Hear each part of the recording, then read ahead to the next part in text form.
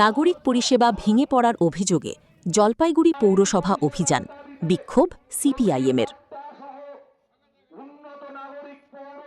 জলপাইগুড়ি শহরে নাগরিক পরিষেবা ভেঙে পড়ার অভিযোগ তুলে ঋতব্রত বন্দ্যোপাধ্যায় ঘনিষ্ঠ তৃণমূল পরিচালিত পৌরসভার বিরুদ্ধে বিক্ষোভে সামিল হল সিপিআইএম। মঙ্গলবার জেলা পার্টি অফিস থেকে মিছিল করে পৌরসভা ভবনে পৌঁছে বিক্ষোভ ও স্মারকলিপি প্রদান কর্মসূচি পালন করেন দলীয় কর্মী সমর্থকেরা।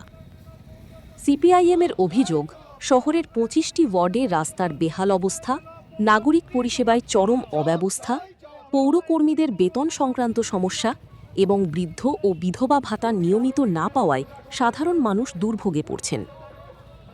এখানে আমরা লিস্ট দিয়েছি, একটা আংশিক লিস্ট।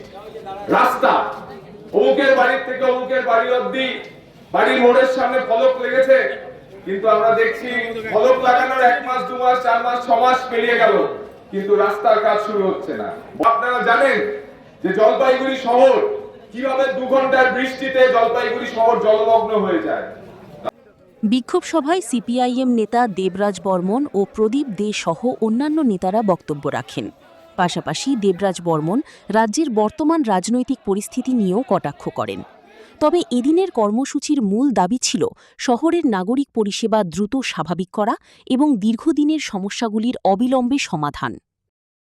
ভালো তৃণমূল খারাপ তৃণমূল সেটা প্রশ্ন না, প্রশ্নটা হচ্ছে একটা কথা আছে, সব তৃণমূলই তৃণমূল।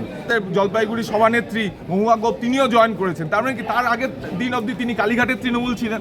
তার মানে আমরা বুঝছি একটা আশ্রয়, যাতে যে দুর্নীতির মধ্যে গ্রস্ত হয়ে আছেন এরা, সেখান থেকে একটা যদি আশ্রয় পাওয়া যায়, সেই আশ্রয়ের জন্য যেহেতু ঋতব্রত ব্যানার্জির সাথে শুভেন্দু অধিকারীর একটা, আপনারা বুঝতে পারছেন, একটা শ্যাডো বিরোধী দল তৈরি করেছে বিজেপি, একটা যেহেতু বোঝাপড়া হয়ে আছে, তাই ওই ঋতব্রতর দলে গিয়ে যোগদান। তো আমরা বলছি তৃণমূল যাই হোক, সাধারণ মানুষের দাবিটা, সাধারণ মানুষের অধিকারগুলো আদায় করে নিতে।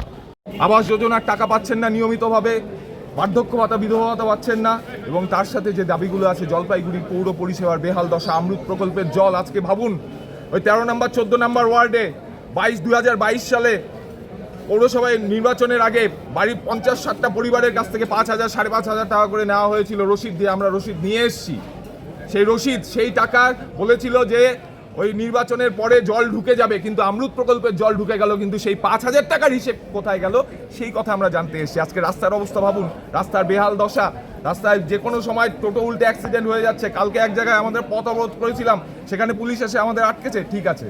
আমরা বলছি অবিলম্বে সাধারণ মানুষের যে পৌর পরিষেবার পাওয়ার কথা, সেগুলো নিশ্চিত করতে হবে।